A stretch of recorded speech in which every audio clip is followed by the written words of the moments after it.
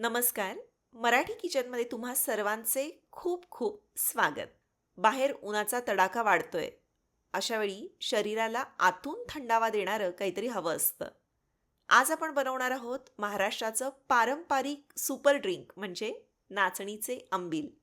हे केवळ थंडच नाही तर कॅल्शियम आणि लोहाचा खजिना आहे. चला तर मग लगेच सुरुवात करू.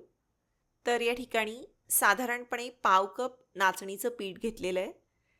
मग तुम्ही तयार नाचणीचं पीठ बाजारात मिळतं ते वापरू शकता किंवा नाचणी दळून तयार केलेलं पीठ असेल ते घेतलं तरीसुद्धा चालेल किंवा नाचणी सत्व जे साखरविरहित असेल ते वापरलं तरीसुद्धा चालतं. याच्यामध्ये लागेल तसं पाणी घालून हे जे पीठ आहे ते भिजवून घ्यायचं. याच्यामध्ये गुठळ्या राहणार नाहीत अशा पद्धतीनं छान असं मिक्स करून घ्या. त्यानंतर हे जे पीठ आहे ते जर तुम्हाला शक्य असेल तर 4 ते 5 तास तुम्ही आंबवून देखील घेऊ शकता. त्यानं चव अजून छान होते आणि पचायला देखील हलकं होतं. पण जर का पीठ आंबवणं शक्य नसेल तर लगेच याचं आंबील जे आहे ते केलं तरीसुद्धा चालतं. आता पातेल्यामध्ये पाणी उकळायला ठेवलं आहे. साधारणपणे 2 ग्लास पाणी उकळायला ठेवलेलं आहे. नाचणीचं जे पीठ आहे ते पाण्यामध्ये घातल्यानंतर खूप जास्त फुलतं फुगतं आणि त्याचं प्रमाण जे आहे ते जास्त होतं. त्याच्यामुळं अगदी पाव कप पिठीसुद्धा आपल्याला पुरेशी होणार आहे. पाण्याला चांगली उकळी आल्यानंतर हे जे नाचणीचं पीठ आहे भिजवलेलं ते याच्यामध्ये घालायचं. छान तळापासून हलवून घ्या आणि एकदा का पीठ पाण्यात घातलं की लगेच याला ढवळायला घ्यायचं, नाहीतर या पिठाच्या गुठळ्या होऊ शकतात. गॅस मंद आचेवर करून याला एकसारखं ढवळत राहा. चवीनुसार मीठ घातलेलं आहे. जसजसं हे पीठ जे आहे ते शिजतं तसं हे घट्ट व्हायला लागतं. जर तुम्हाला वाटलं हे खूप जास्त घट्ट होतं आहे तर याच्यामध्ये तुम्ही पाणी केव्हाही वाढवू शकता. थंड पाणी घातलं तरीसुद्धा चालतं. साधारणपणे उकळी आल्यानंतर 5 ते 7 मिनिटं हे आपल्याला थोडंसं दाटसर होईपर्यंत शिजवून घ्यायचं आहे. जोपर्यंत या पिठाला एक प्रकारची चकाकी येत नाही तोपर्यंत हे जे पीठ आहे ते शिजवून घ्या. पिठाला चकाकी आली याचाच अर्थ पीठ व्यवस्थित शिजलेलं आहे. हे बघा तुम्ही पाहू शकता. हे असं थोडंसं असं अर्धपारदर्शक देखील झालेलं आहे. आता गॅस बंद करून याला पूर्णपणे थंड होऊ द्यायचं.